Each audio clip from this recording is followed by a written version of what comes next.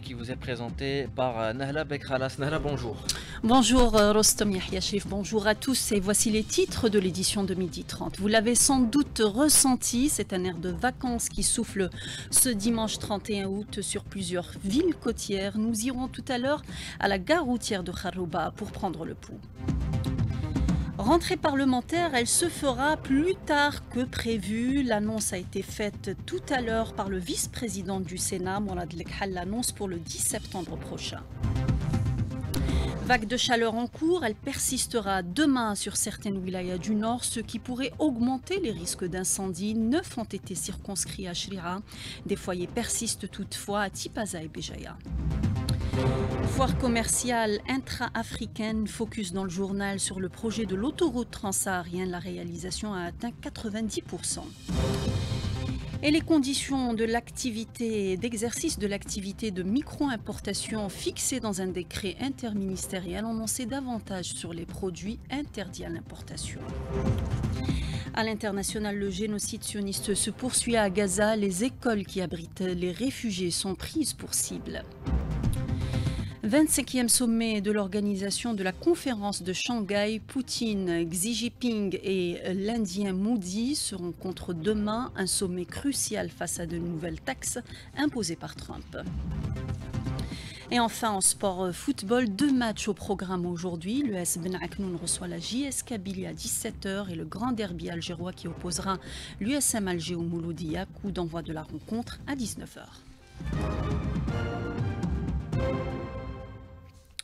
Madame, monsieur, bonjour et bienvenue à cette édition. On est le 31 août et comme on dit, à toute bonne chose une fin. Les vacances aussi ont une fin et c'est déjà l'heure de faire ses bagages et de se replonger dans la routine et dans les tracas du quotidien.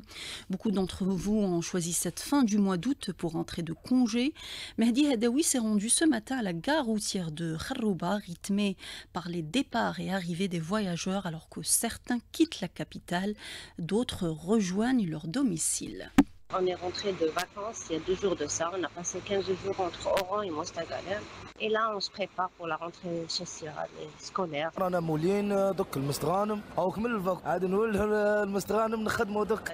vient de rentrer des vacances d'Oran. On a été à Oran. On a passé des bonnes vacances à Oran. Et maintenant, c'est tout à fait normal. C'est la rentrée de travail aussi. أنا في خروبة في ألجي أنا جوزنا فاكونس شباب بيان الحمد لله كانت سياحة بيان بور لو مومون دوك نعاودو نرجعو للخدمة ديالنا نطلعو للغرداية. Et rentrée sociale, scolaire et parlementaire également. Elle est prévue constitutionnellement au 2e jour ouvrable du mois de septembre. Elle est repoussée au 10 septembre en raison du grand événement économique qu'abrite Alger, à savoir la foire intra-africaine. C'est le vice-président du Sénat, Mourad Lekhal, qui ont fait l'annonce ce matin. Il réunissait le bureau du Conseil de la Nation. عقد مكتب مجلس الأمة الموسع إلى رؤساء المجموعات البرلمانية والمراقب البرلماني برئاسة السيد عزوز ناصري رئيس مجلس الأمة اجتماعا تطرق فيه أعضاء المكتب إلى مجموعة من النقاط. أولها الإعلان عن تأجيل مراسيم افتتاح الدورة البرلمانية العادية لسنة 2025-2026 إلى ما بعد 10 من شهر سبتمبر، وذلك لتزامنها مع مراسيم افتتاح المعرض الإفريقي للتجارة البينية. ومن خلال ذلك يثمن ويبارك مكتب مجلس الأمة هذه التظاهرة مع تمنياتنا بالنجاح والتوفيق. بالإضافة إلى دراسة نقطة اجتماع مكتبي غرفتي البرلمان بحضور ممثل الحكومة، وذلك بغية ضبط برنامج الدورة البرلمانية 2025-2026. Et plus que 3 semaines nous séparent de la rentrée scolaire. Les préparatifs s'accélèrent du côté des parents après les dépenses liées aux vacances. L'autre grande dépense de l'année, c'est bien la préparation de la rentrée avec l'achat des fameux articles scolaires entre cartables, cahiers, stylos, livres scolaires et tabliers. La facture risque d'être salée, surtout quand on a plusieurs enfants scolarisés. Mais pas de panique, vous pouvez faire de bonnes affaires, dont les marchés de proximité ouverts à travers le territoire national depuis une dizaine de jours. En tout cas, c'est ce que nous dit Mahfoud Karkar à partir de Mira. La wilaya de Mnia a donné le coup d'envoi du marché de proximité de fournitures scolaires par les autorités publiques. Écoutons le chef service qualité et répression des fraudes à la direction des commerces, Zahra Belmeherbet. 5 marchés seront ouverts pour cette saison. C'est organisé par la direction du commerce de la wilaya avec la participation de 10 exposants. Une fourniture scolaire multiple, comme le confirment ces exposants. Tout est disponible à de bons prix. Le cahier de 96 pages faisait l'année dernière 80-90 dinars. Chez nous, il est à 50 dinars. Les sacs à dos sont aussi à des prix raisonnables. Tout est disponible à des prix abordables pour tous les citoyens. On a de tout, cartable, stylo, tablier, à de bons prix. De l'Mnia, Mahfoud Karkar pour Algéchan 3. Et en cette veille de rentrée, l'été n'a pas encore dit son dernier mot. Un BMS canicule est diffusé par Météo Algérie. Il fera très chaud aujourd'hui et demain à Béja et à Boumerdes, Alger. Des orages sont attendus par ailleurs à Adrar, Bodj Beji Mourtar, Ingzem. Ce dimanche, cette vague de chaleur affectera demain les wilayas d'Atarf, Bjaya, Annaba, alors que des orages sont enregistrés sur Skik, Dajij, Msil, Djelfa ou Ledjellel, Larwat, Al-Bayed, Ingzem et Bodj Beji Mourtar. Et la canicule, comme vous le savez, augmente les risques d'incendie. Plusieurs foyers restent actifs ce dimanche, notamment à Tipaza et à Béjaïa. Le combat contre le feu se poursuit. Dans la commune d'Aït-Smaïl, 9 foyers d'incendie ont complètement été circonscrits à Shria, qui reste sous surveillance. La protection civile qui met des moyens humains et matériels importants pour la réussite de ces opérations de maîtrise du feu. Ibtihal Adoun. Les flammes qui menaçaient plusieurs régions du pays sont désormais maîtrisées grâce à une mobilisation exceptionnelle. La protection civile a déployé tous ses moyens humains et matériels soutenus par l'armée populaire nationale. Capitaine Zoher Ben Hamzal, chargé de communication au niveau de la Direction générale de la protection civile. À travers un travail organisé avec des recommandations, orientations et instructions sur le terrain, ont abouti à l'extinction des incendies. Actuellement, les opérations de surveillance et de traitement de quelques fumerents des petits foyers sont toujours en cours par les services de la protection civile. Les colonnes mobiles, les engins terrestres, des unités d'intervention, les détachements régionaux ainsi que les avions de la protection civile et de l'armée sillonnent le terrain. Leur action conjointe permet d'éteindre les foyers résiduels, d'assurer la sécurité des habitants et de protéger les zones forestières et agricoles. Des moyens importants ont été engagés pour cet incendie, soit des moyens au sol, notamment les colonnes mobiles mobilisées, appuyées par les moyens aériens de la protection civile, de l'armée nationale populaire, une stratégie bien étudiée pour l'extinction de l'incendie. La coordination entre la protection civile et l'armée permet aujourd'hui de contenir les incendies et de renforcer l'efficacité des opérations de secours. Et c'est en ces temps de canicule qu'on utilise beaucoup d'eau. La CEAL gère son réseau par un système de pilotage à distance qui lui permet d'intervenir en temps réel pour résoudre tous les problèmes signalés ou rencontrés par le consommateur. Samir Alloun. Des détecteurs et capteurs utilisés pour avoir plus de données et d'informations directement du terrain. Des paramètres comme le niveau d'eau, la pression, le débit sont centralisés et transformés en indicateurs pour aider à la prise de décision. Une stratégie appliquée par la CEAL pour anticiper les problèmes, réduire les pertes et optimiser la valorisation de la ressource. Abderrahman Guibir, directeur des moyens technologiques à la Société des eaux et de l'assainissement d'Alger. La CEAL dispose d'un système intelligent dédié à la supervision, contrôle et commande à distance et en temps réel. Il nous a permis d'optimiser l'exploitation des ressources en eau, également de mettre en œuvre, appliquer et réajuster notre programme de distribution d'alimentation en eau potable, aussi de réduire, optimiser nos interventions de maintenance sur le terrain en optant pour la télémaintenance. En addition à ce système, la CEAL dispose d'une application tierce d'aide à la prise de décision, offrant des services d'accès à une base de données techniques et à des reportings créés sur mesure aux besoins de notre exploitation. l'exploitation. Une meilleure continuité de service pour les usagers repose sur un suivi en temps réel des infrastructures pour mieux gérer et résoudre les anomalies, notamment à travers la télémaintenance. Reda Bouzida, gérant du bureau d'études AGC. Le principe d'interconnexion des réseaux d'eau potable et la gestion de plusieurs stations de traitement, stations de pompage et réservoirs implique une parfaite connaissance et un suivi continu de ces installations. Celle-ci comprend la mise en place de systèmes de télégestion qui permettent ainsi le pilotage à distance des installations, une surveillance permanente du fonctionnement des installations et des niveaux de réservoirs afin de pouvoir intervenir rapidement en cas de problème. La CL mise également sur les startups comme partenaires pour développer des solutions innovantes qui répondent aux défis modernes en rapport avec la gestion de l'eau et l'assainissement. Et on passe à 12h40 à l'événement économique de l'année qu'abrite Alger, la foire commerciale intra-africaine. Elle s'ouvre ce jeudi 4 septembre à Alger avec la participation de 4500 exposants de 31 pays. L'Algérie est engagée dans le développement de l'Afrique, notamment dans la réalisation de la transsaharienne, un levier majeur pour renforcer les échanges intra-africains. 90% du projet a déjà vu le jour. Sophia Boukarcha.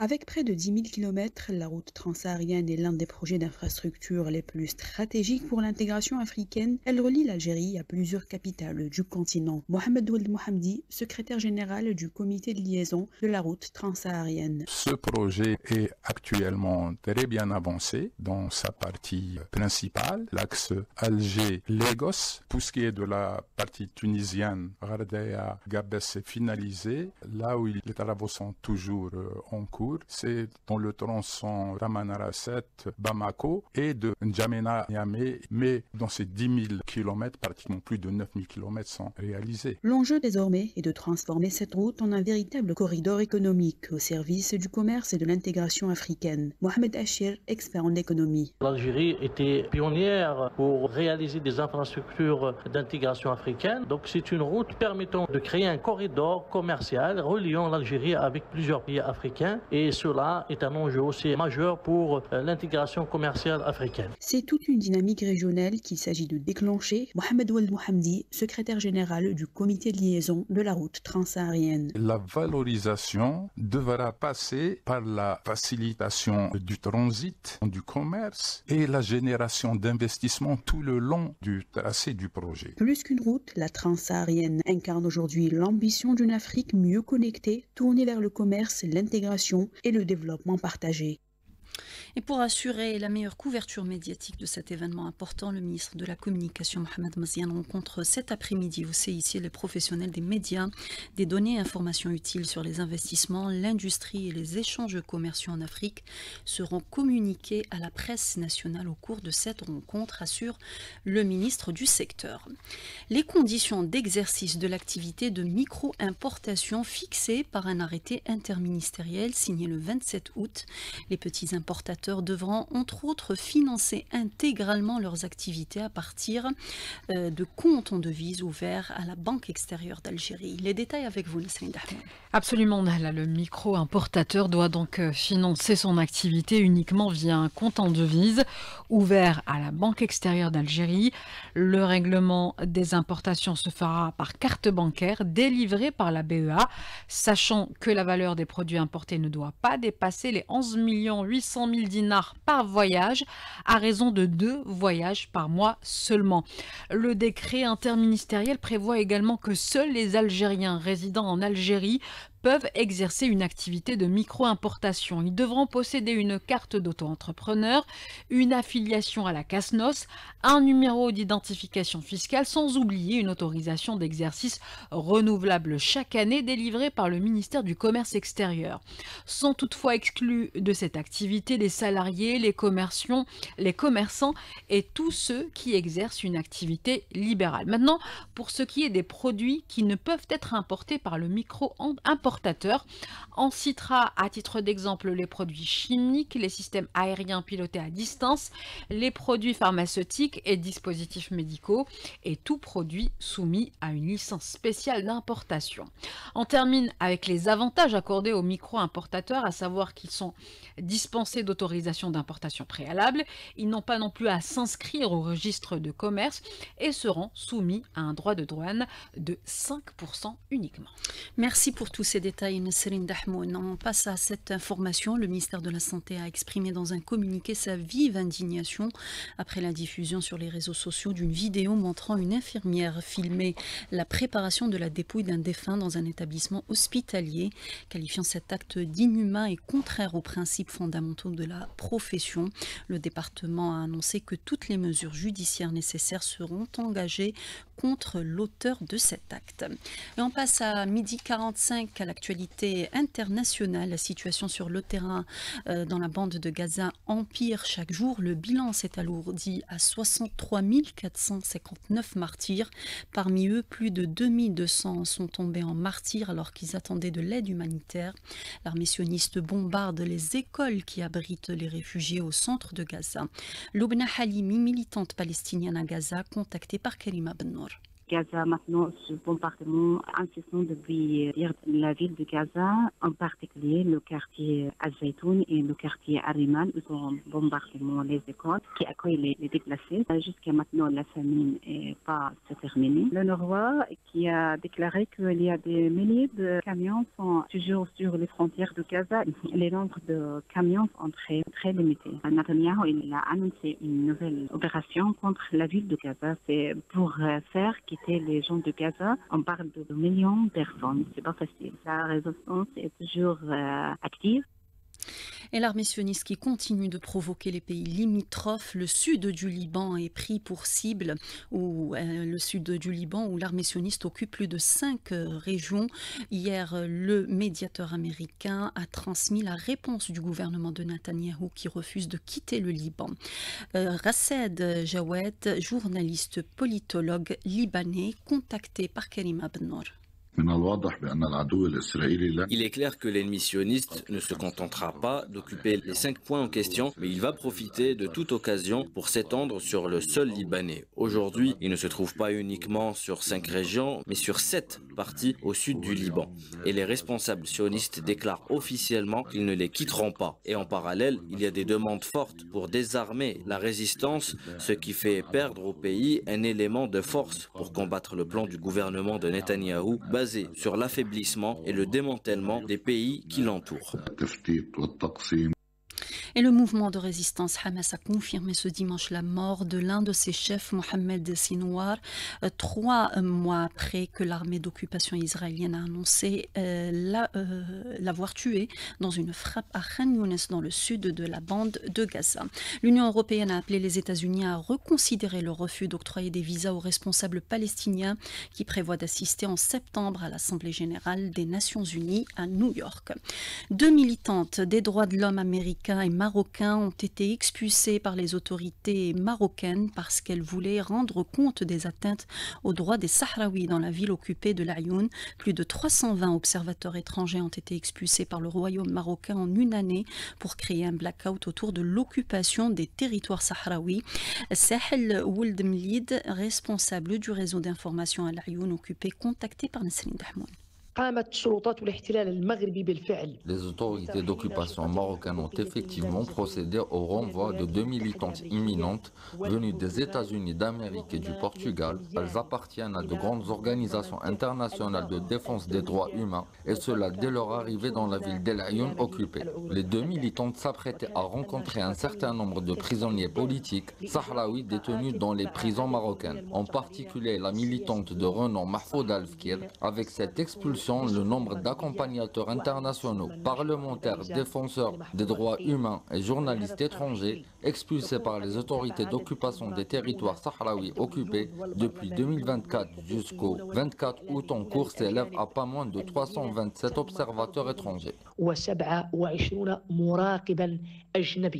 La Chine réunit ce dimanche et demain, lundi, plus de 20 dirigeants étrangers pour le plus grand sommet de l'Organisation de coopération de Shanghai depuis sa création, autour de Xi Jinping, le président chinois, Vladimir Poutine, le président russe, l'Indien Narendra Modi, Recep Tayyip Erdogan, le président turc et le président iranien et également bien d'autres chefs d'État sont attendus. Une démonstration de puissance à forte portée géopolitique très attendue.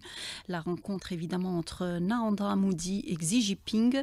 Cela faisait 7 ans que le Premier ministre indien ne s'était pas rendu en Chine à cause de différends frontaliers. La récente imposition de droits de douane américains de 50% contre New Delhi a permis ce rapprochement, nous dit l'analyste politique Yves Ekoué Amaïzo. Il est contacté par Rabia Slimani. Donald Trump a fait quelque chose qui a déclenché une forme d'interdépendance, voire unité, justement de cette organisation de Shanghai. L'Inde va non seulement participer, mais activement. Pourquoi? Parce que on a taxé, et l'Inde s'est dit, si c'est ça, travailler dans le cadre asiatique. L'organisation de Shanghai a un esprit fondamental d'interdépendance, d'abord asiatique, mais les gens ont cru que c'était d'abord une domination chinoise. D'où est venu le fait que l'Inde s'est un peu mis de côté, d'autres pays aussi, mais quand l'Inde a aujourd'hui été sanctionnée par les Américains, de 50% sur la plupart des produits indiens, mais les disent, mais pourquoi je vais me faire sanctionner alors que je suis dans mon espace asiatique, nous sommes en train, non plus dans un retournement du monde, mais un changement stratégique complet des orientations. Et on passe à présent à l'actualité culturelle, direction le Palais des Raïssa, la Basse-Casbah, avec l'ouverture hier du 7e Festival national de l'habit traditionnel dédié au kaftan algérien. Salim Brahimi. Coup d'envoi du Festival national de l'habit traditionnel a été marqué par l'inauguration de 2 expositions, une académique dédiée à l'histoire des différents habits traditionnels algériens, la deuxième plus artisanale présentant les caftans algériens, dont certains datant de plus de 200 ans, parfaitement conservés et d'une valeur inestimable. Lors de cette ouverture, le ministre de la Culture et des Arts, Zohir Balalou, qui a visité les différents ateliers de tissage et de broderie, a insisté sur la valorisation du patrimoine national en faisant appel à tous. Nous sommes en train de valoriser nos éléments du patrimoine culturel, en commençant par le kaftan et tous les accessoires qui vont avec. Je suis très heureux de voir les artisans collaborer avec les modélistes et les modélistes avec les couturiers. Tout ça nous donne de l'espoir et dire qu'il y a une véritable réappropriation de ce patrimoine vestimentaire très prestigieux. Lors de cette ouverture, l'assistance a pu découvrir 2 défilés de mode, dont un dédié à la maison Azzi, dont le président Fouad Azzi a été honoré avec plusieurs personnalités du domaine. C'est une tenue qui a existé en Algérie depuis le temps. C'est une civilisation qui est là depuis des siècles. Le fait d'être primé, ça m'a fait vraiment plaisir. La journée d'ouverture a été marquée par le coup d'envoi du concours Kaftan Challenge, où les compétiteurs devront confectionner le kaftan authentique algérien. Bref, c'est parti pour plusieurs jours à la découverte d'un des meilleurs symboles de l'élégance algérienne, le kaftan. Et on passe à présent à l'actualité sportive avec Rostom Yahya Sherif. Bonjour. Bonjour. Alors, c'est du football, on a le droit du football dans cette édition. La suite de la 2e journée du championnat de Ligue 1, marquée par le derby algérois USM Alger Mouloudia d'Alger. C'est le choc de la journée, le derby algérois. 2 équipes de formation qui ambitionnent de jouer les premiers rôles cette saison. Contraints au repos lors de la première journée après le report de leur match en raison de la participation des joueurs de l'USM Alger de Mouloudia d'Alger au Chan. Usmist et Mouloudéens s'affronteront, une fois n'est pas coutume, au stade Mustafa Tchaker de Blida. L'USM Alger voudra frapper d'un grand coup d'entrée devant son rival, une manière d'entamer le nouvel exercice de la meilleure des manières sous la houlette du revenant, l'entraîneur Abdelhak Benchikha. De son côté, le Mouloudia d'Alger, double champion d'Algérie en titre, cherchera à confirmer ses ambitions et viser un 3e titre consécutif, et cela passera par un début réussi avec l'entraîneur sud-africain Roulani Mokoena, très attendu à l'occasion de ce grand test ce soir à partir de 19h entre l'USM Alger et le Mouloudia d'Alger. Juste avant, il y aura ce match entre l'étoile de Ben Aknoun qui s'était incliné lors de la première journée face au Mouloudia d'Oran, qui accueillera la JS Kabylie qui rentrera en lice aujourd'hui. Étoile de Ben Aknoun, JS Kabylie, ce sera à partir de 17h au stade du 20 août 55. 2 rencontres que vous pourrez suivre en direct bien sûr sur nos ondes dans Sport sur la 3 dès 17h.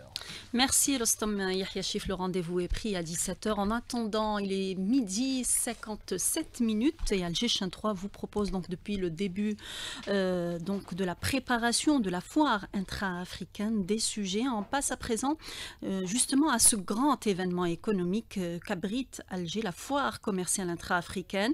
Elle s'ouvre ce jeudi 4 septembre à Alger avec la participation participation de 4500 exposants de 31 pays. L'Algérie qui est engagée dans le développement de l'Afrique, notamment dans la réalisation de la transsaharienne, un levier majeur pour renforcer les échanges intra-africains. Et justement, pour mieux comprendre les enjeux et la vision derrière ce projet, je vous propose cet entretien accordé par Mohamed Ould Mohamdi, le secrétaire général du comité de liaison de la route transsaharienne, à Sofia Boukarcha. Mohamed Ould Mohamdi, bonjour. Bonjour, madame. Vous êtes le secrétaire général du comité de liaison de la route transsaharienne. C'est un projet d'envergure qui s'inscrit au cœur des ambitions économiques et stratégiques de l'Algérie. Donc la route transsaharienne, ce corridor qui relie le nord au sud du continent. Vous savez, la route transsaharienne, c'est un projet qui est né au lendemain des indépendances de nos pays. Donc il a été inscrit parmi les premiers objets par l'Union africaine. En Algérie, il a été engagé au début des années 70 par le président Boumedienne qui avait nommé la route de l'unité africaine. Donc ce projet est actuellement très bien avancé dans sa partie principale, c'est-à-dire l'axe Alger-Lagos. Pratiquement, il y a 2500 km en Algérie, 1000 km au Niger et 1000 km au Nigeria qui sont pratiquement finalisés. Les trois branches qui relient trois capitales, à savoir la partie tunisienne, ça part de Ghardeia jusqu'à Gabès, la partie de Tamanrasset à Bamako, au Mali, et de Niamey au Niger à N'Djamena au Tchad. C'est les trois branches. Pour ce qui est de la partie tunisienne, Ghardeia, Gabès est finalisé. Là où les travaux sont toujours en cours, c'est dans le tronçon Tamanrasset, Bamako, de la frontière algérienne vers Bamako. Il y a des travaux qui restent à réaliser. Et de N'Djamena à Niamey, il y a également des travaux qui doivent être finalisés. Mais dans ces 10 000 km, pratiquement plus de 9 000 km sont réalisés. La route, donc, elle est désormais achevée côté algérien. Quel impact concret ce projet aura-t-il sur le commerce, le développement économique et l'intégration régionale des pays africains traversés? L'objectif principal, c'est de transformer la RTS, la route transsaharienne, en un corridor logistique, voire un corridor économique. Et la valorisation devra passer par la facilitation du transit, facilitation du commerce et la génération d'investissements tout le long du tracé du projet. Et le tout doit être soutenu par la mise en œuvre de la ZLECAf, la zone de libre-échange continentale. Et ça, ce à quoi nous allons nous atteler dans la prochaine phase, puisque l'infrastructure est réalisée. Maintenant, il faut mettre en valeur. Donc, il faut créer toutes les facilitations pour ce qui est du transit, pour ce qui est du commerce, et essayer de générer des investissements tout le long de ce projet, de cette infrastructure, pour développer des régions qui sont